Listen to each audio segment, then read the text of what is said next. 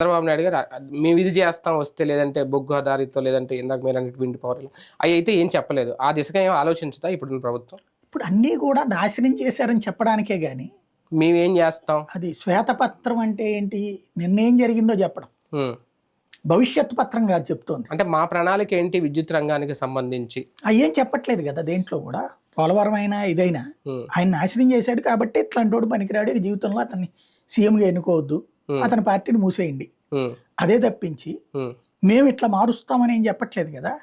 ఇప్పుడు నాకున్న భయం ఒక్కటి ఉంది, మనకి మహారాష్ట్ర కానీ అట్లాంటి ఇతర కొన్ని రాష్ట్రాల్లో విద్యుత్ని ఇలాగే అప్పులు వీటిది అయ్యాక తీర్చలేని పరిస్థితులు అని చెప్పేసి విద్యుత్ శాఖను అమ్మిపడేశారు.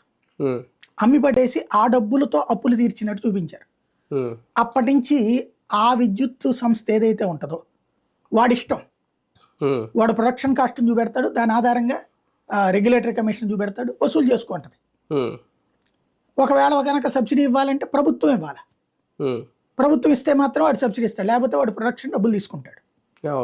ఇట్లా జరిగింది. ఇప్పుడు జగన్ ఏంటంటే అప్పుడు ఒక విధానం తయారు చేసుకొచ్చింది, కొన్ని పవర్ ప్లాంట్లు గవర్నమెంట్ తరపున సెట్ చేసి